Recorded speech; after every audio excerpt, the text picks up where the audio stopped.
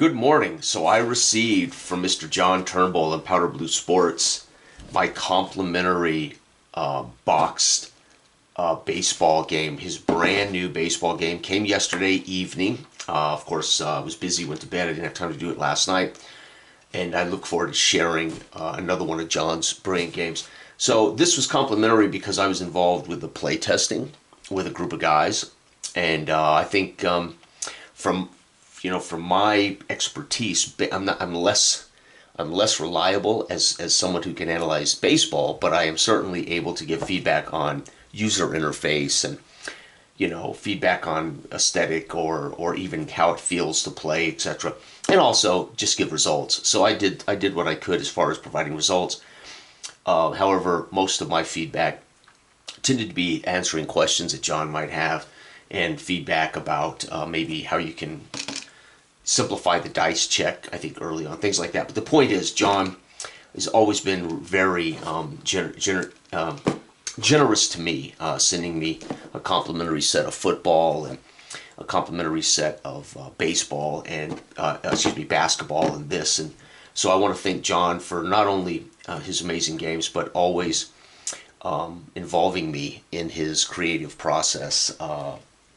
It's just been wonderful to know John, but it's been wonderful to watch John work out some of these games, and it's always been a pleasure to play them and to just be a part of John's process. I consider John a friend, a peer, a colleague, and sometimes we don't take the time to thank people or say enough, how much we appreciate them. So, without further ado, this is what it came in.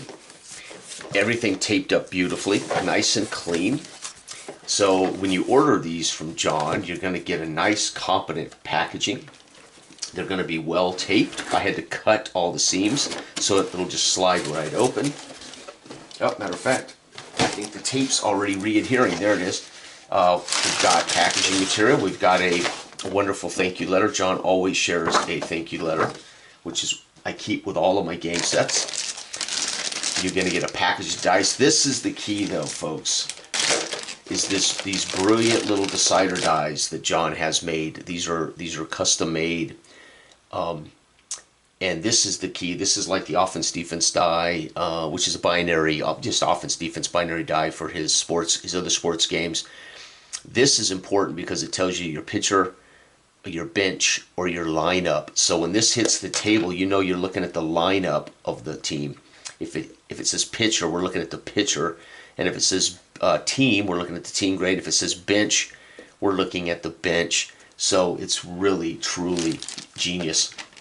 And then, of course, we have a curve. We have a 4D6 curve for all charts. And then we have D100s for player finders for, holy cow, he's got a 3-headed monster here. Oh, man, I had no idea he was going to provide the 3-digit D10. That is incredible. I don't even know where you can buy these. John may have had this custom made too. I've never seen that. That is incredible. Okay, so anyway, so we have the decider dice for home runs, base stealing, who's scoring runs, that kind of thing. So those are amazing. I will be sharing this on the channel. This morning I don't have time to set up and play in this one video, but I wanted to share the quality of. And look at this now, folks.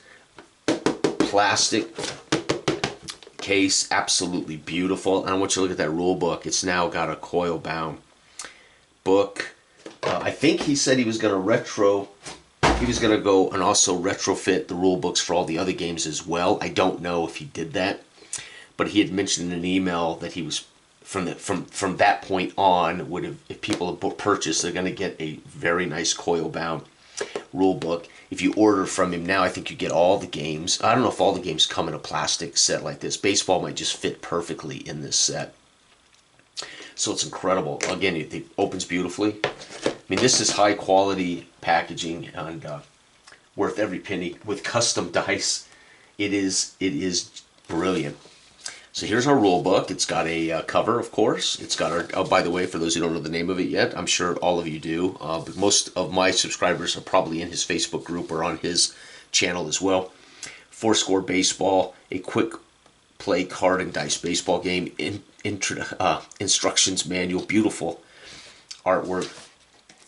And then, of course, we have, as always, a well-written, well-organized rule book. Oh, it's even got it's even got a cover page. So this is not just paper. This is a little thicker cover page. That's really nice. And then, of course, it walks you through, first and foremost, it defines the game pieces. Then it, of course, defines gameplay. And then it finally defines how you do all pieces of the gameplay. And then we get very well designed walkthroughs and photographs of what we're looking at, how it works, how you score it. They are just typical of John, very well done, beautiful. And then here's all the scoring charts in the book, sample baseball scoring. And then, of course, we have game variants, which are optional advanced rules. And I told this to him more than once during this process. It is the best. It's the most, and it should be. Remember, he's already in his, he made football early, followed with a brilliant basketball game. Red Ice Hockey is my favorite tabletop hockey game without question. And then boxing, which, I think ultimately John did, I hate to say it, for me, because I kind of pushed him on it and said I really would love to see a boxing game like this. So I think John kind of did that really for me. So and he did it in record time. So I will never forget that. But I don't know if John would have ever prioritized a boxing game. And then he's been working on baseball for a long time. But this is the sum total of all of those experiences, and we get it in, I think, his best game. And I have played it quite a bit and had to keep my mouth shut about it because this was all confidential. So again, I can't wait to share it. I do it the original way. I tend to like John's base games. Whatever his base rule sets are, I generally don't use optional or advanced rules in games. Even my own games, I'll have games that have optional or advanced rules. I generally skip those myself. I like games kind of in their cleanest variant. So I usually play this the way it was originally designed, or the base way that he'll describe. So sometimes I don't use the scoring. I don't use the scoring charts, but I also generally don't really care, who hit the home run per se. All I care about is the competition between the two teams and who wins. But sometimes it's important. I want to know who's hitting home runs or whatever. But that's a feature that should be here, though, for serious baseball aficionados. I think those are things that should be here. I'm saying that's not the reason I play his football, his boxing. I play it to see two things and decide who's the winner, right? I play to find out, right? So I'm not always worried about, and people should know by now listening to me, even my serious football games, I rarely track statistics. I'm at a stage in my life where I already know the performance of Jim Brown in 1958. I just want to see if the Cardinals can stop Jim Brown today. I really don't.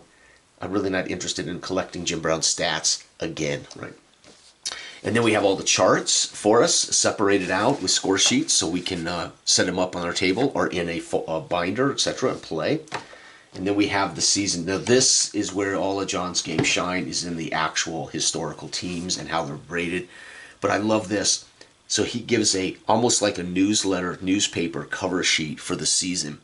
So this is, and he asked me before he shipped it off, Jason, what season would you like to have? I said, well, give me, of the seasons he had already made, I said, I'll take 1995 for a couple of reasons. One, Colorado Rockies came into existence in, I think, 94?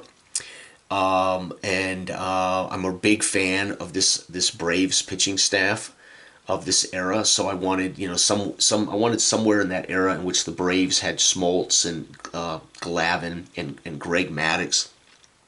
But I also wanted my Colorado Rockies, which I can't boast about at all because they have just been absolute crapola in the last few years. So long story short, this was an exciting time in Colorado when the Rockies joined the National League, and I went to a Rockies game to see him play Sosa during that home run when Sosa was just the man, and it's incredible. And I had never been to a professional baseball game until I'd been to that Rockies game. So anyway, I wanted 95 because it fits, brings it. My Rockies existed, but I also, and I say my Rockies, I'm an Oakland A's fan. For those who've listened at all to the channel, I'm an old school Oakland A's fan. However, when we got our own team, like the Avalanche, it's hard not to say, hey, we got a team, let's root for them. But I was a huge fan of the Atlanta Braves. This pitching staff, for some reason, they were on TV all the time during this period in our local market, and I got to watch Glavine and Maddox and those guys pitch, and I don't know what it was, but there was something about Maddox that just mesmerized me. Phenomenal. So I love this particular Braves lineup. So anyway, you get this kind of like a front page of a newspaper, the standings, the real life standings, the postseason, and you get a little bit of the awards and the write-ups, and then you get a simple synopsis, which is just beautiful, and a little color art, man. This is definitely John's best work, and it should be. I think John will admit it himself. Baseball is his passion, I think, right?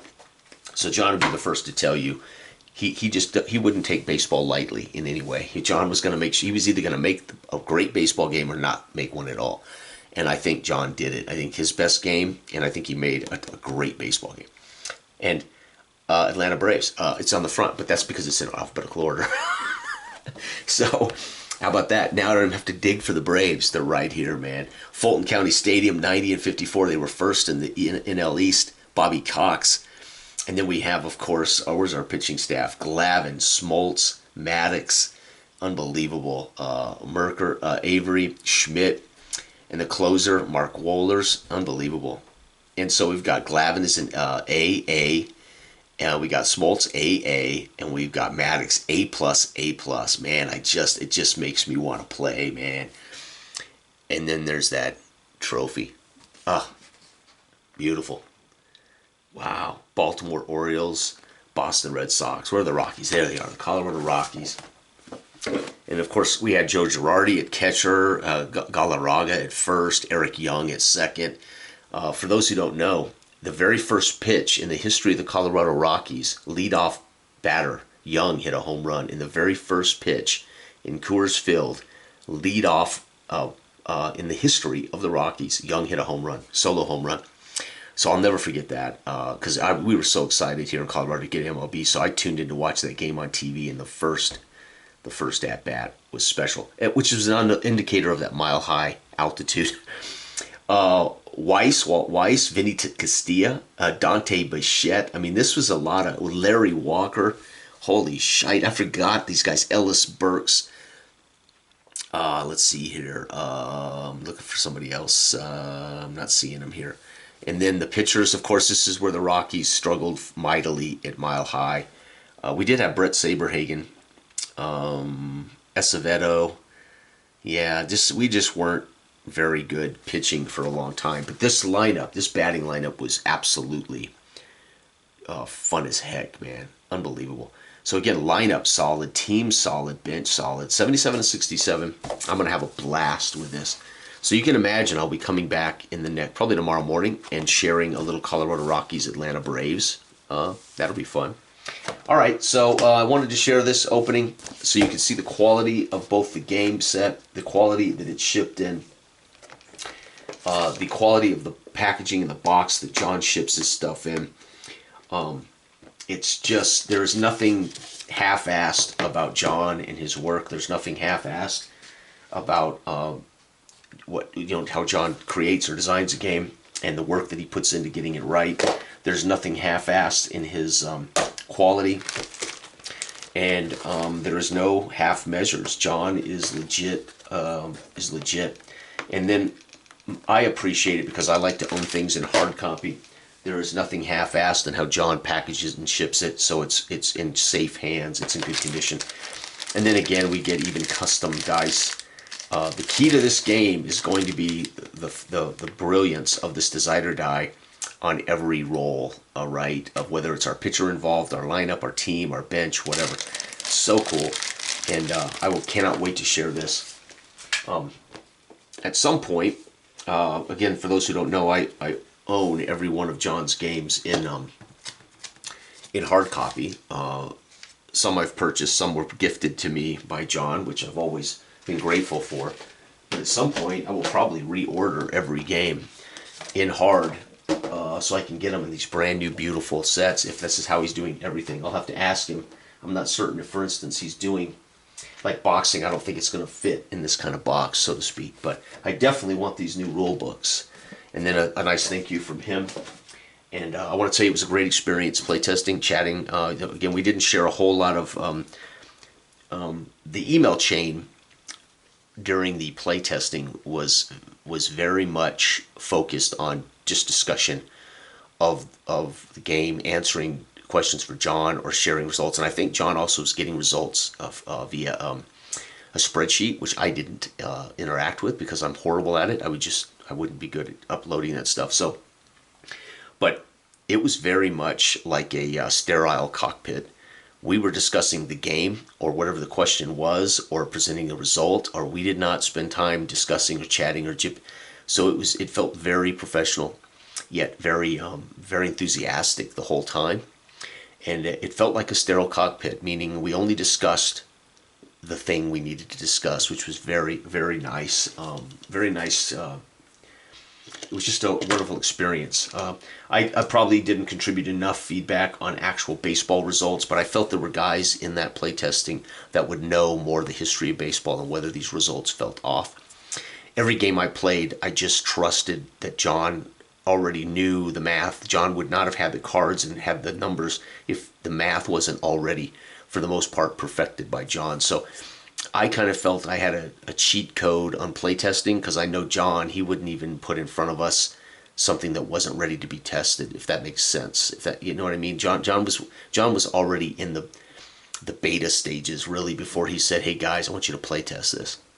So then it would have come down to, people, peaking the something that just was absurd or just wouldn't work or whatever, right? So, but engine wise, I knew John was going to produce very accurate scores and results. So I wasn't as picky about what that might be, and I couldn't be because I don't know. I wouldn't know the subtle nuances of that particular baseball team or history like others would. So I usually kept my mouth shut and just presented with a few results or observations that I felt could improve the experience or answered honestly a question that might help John make a decision about something, right? But it was a wonderful experience. And I was involved in the playtesting of Glory Days college football. I was involved with and that was from a much broader position. There was a lot to refine in the college football game. There was a lot of things to work out, refine, and tighten up. So that was a much more it was a much more in-depth kind of exhausting playtest for me, for those playtests. I playtest my own stuff, but again, I usually work alone. I rarely invite anyone to playtest my work because I know what I'm looking to do. And so my playtests are solely to get the thing done in what I want it to do and be for me. And then if others like it or others want to tweak it or change it, that's their business, right? But I'm also not making replay games where people expect the New York Yankees in 1927 to be exactly as productive as they were. So John, because he needs those things to be accurate as heck. Mine are generally generalized competitions, right? Okay. And last but not least, I've been invited to other playtests, and I've just declined them because I really don't like playtesting. I'm a fan of these guys, so when John says you want to play test, I'm like, yeah, I'll help you. Look at that. But I rarely do engage in playtesting because I actually want to wait for the final product and I want to enjoy it like it's Christmas Day and I've never seen it before. So I rarely involve myself in playtesting anymore. I rather just get the final product and wallow in the joy of their work, right? So when you play test, you can tend to, and this happened to me with Glory Days college football. By the time the game was done, I was kind of burned out on it, and so I got it. I eventually purchased it, but I didn't really play it a lot because I think number one, I was fatigued by the work on it, so to speak, right? Because I was playing games and rolling dice, whether I shared all the result with Anthony or I just shared ideas or things I'd seen or whatever. But And I think there have been people involved in that before me, and I think there were people involved with me after my portion of the playtesting kind of dropped off. I think there were people who were still working with Anthony to the end of that. But that was a pretty exhaustive and fatiguing experience for me at the time. And there may have been other factors in my life that made it that way. It wasn't just the testing of the game. I had lots of stress in my life during those periods. But the point I'm making is I've turned down many invites to playtest now because I prefer, when say Brian over at Clark and Addison shares a game he's working on, and I get excited about it, and I don't really want to be involved in the behind the curtain. I just can't wait to play, his baseball dynasty, Diamond Dynasty, when it's released. I just want to play it for what, and I want to accept it for what it is, and have the joy of that experience as a fan, not as a game designer, not as an author or whatever. So you can imagine, I prefer knowing that I trust Brian at Clark and Addison's going to make a brilliant baseball game, warts and all, and I'll just accept it for what it is. So I rarely am involved in playtests anymore, right? Except when I playtest my own stuff. Because, and I'll be honest, because I am playtesting so much of my own stuff all the time that I feel that I might be somewhat biased when I playtest other people's stuff, right? So you also don't want your own subconscious biases to influence how you report your playtest to somebody. And so you also have to be aware that there might be some subconscious bias. I really don't like games that ask me to roll handfuls of dice. So it's unfair if Joe says, "Hey, playtest my game," and it has hands full of dice, and I'm already holding that against his game. It would have nothing to do with the quality of his game or the amazingness of the game. It would have to do with me not liking rolling handfuls of dice. So you can imagine, you have to be aware of those things to be, I think, authentic and genuine in whether you can be a positive influence on a product, right? And so, again, I already love John's game engine. I love how John does his thing. From the very first game he put out to it continuing that process through basketball, hockey, and of course boxing. I love just his whole concept of his game engine and how he applied it and created the rating system and the dice curve system to support historical accuracy. And I like the simplicity of setup and play, right? So those things are already like a given with John's games for me, right? So anyway, I want everybody out there to have a wonderful weekend. And again, stay tuned because I will be sharing, again, more of other people's stuff again. I've been so busy working on my own stuff this last few months. Honestly, I was finishing up the Parallax football games. I was finishing up working on the pro wrestling game, which I nixed for Gladiators. I've been sharing a lot of that and enjoying that. I've been also busy with other real life things. And at the same time, I have also been enjoying other games. I just don't make as many videos on those. But eventually I will be back to sharing, other people's games on the channel.